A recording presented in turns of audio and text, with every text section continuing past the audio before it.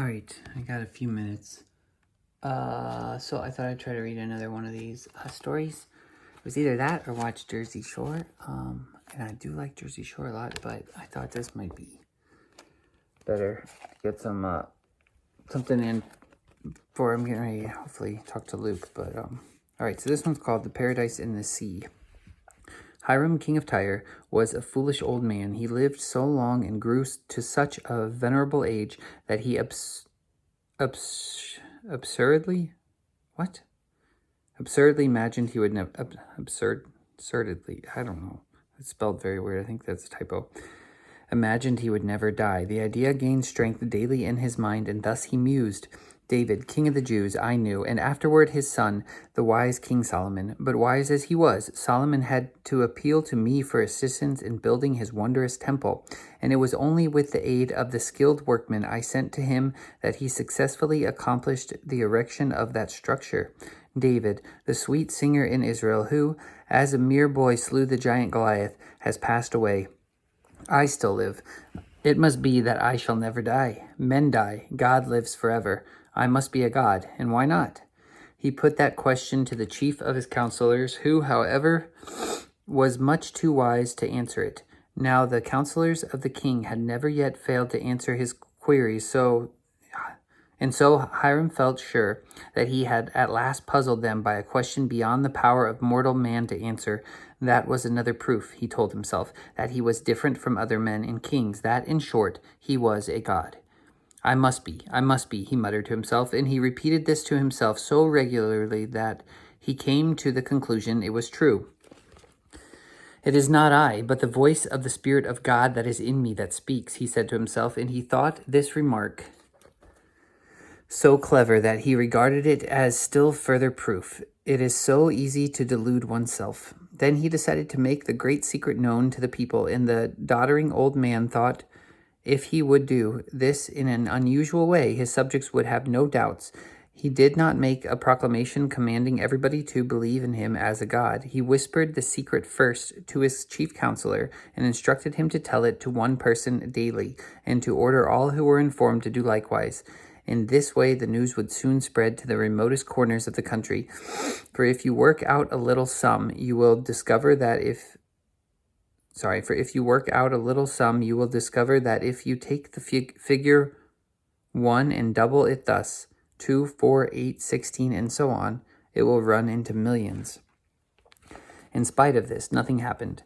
Hiram, now quite idiotic, commanded the people to worship him. Some obeyed, fearing that if they refused, they would be punished or even put to death. Others declared that there was no evidence that the king was a god. This came to the knowledge of Hiram and troubled him sorely.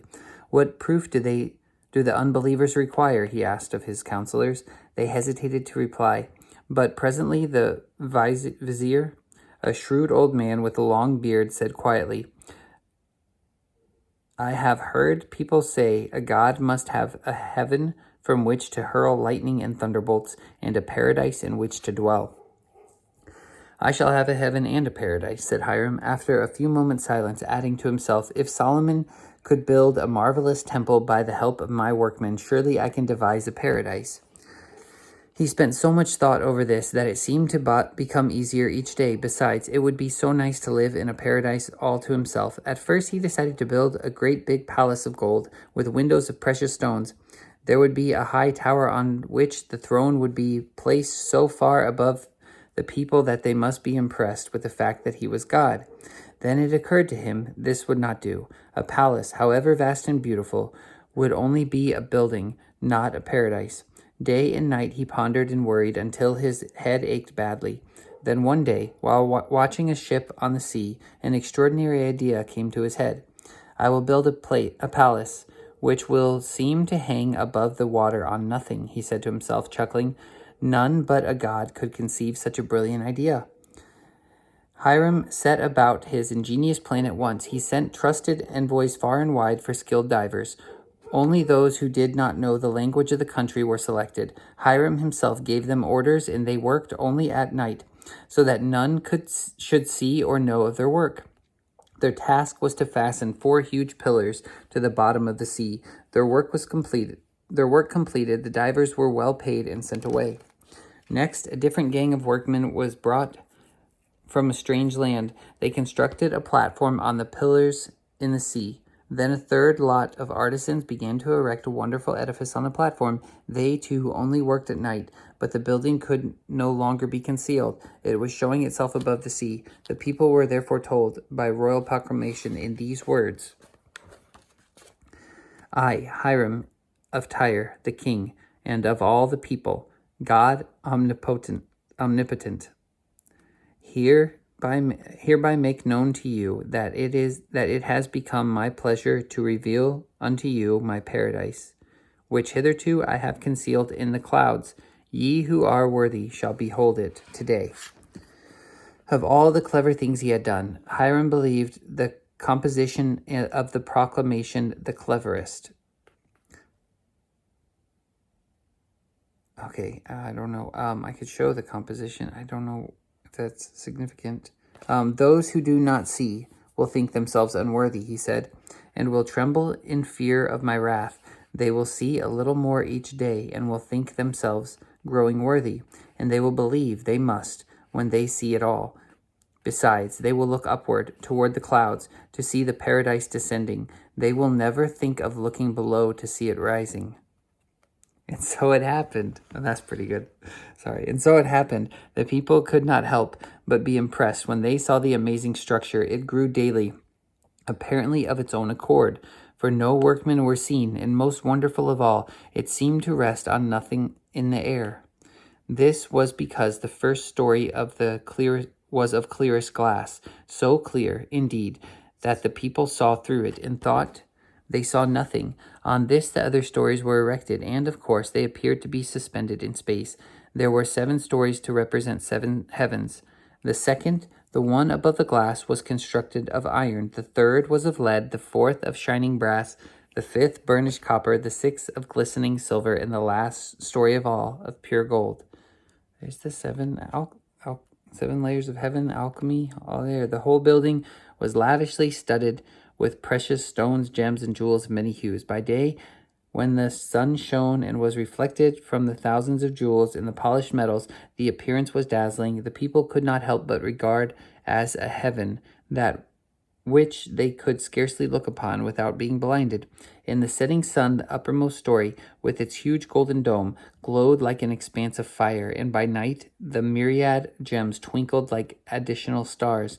Yet some people would not believe this was a paradise, and so Hiram had to set his wits to work again. Thunder and lightning I must produce, he said. And this part of his ambition he found not at all difficult. In the second story he kept huge boulders and round heavy stones. When these were rolled about, the people thought the noise was thunder. By means of many revolving windows and reflectors, Hiram could flash a light on the town and delude simple people who were easily impressed and frightened into the belief that they saw lightning. When I am seated here above the forces of the storm, said Hiram, the people must surely accept me as God and extol me above all mortal kings.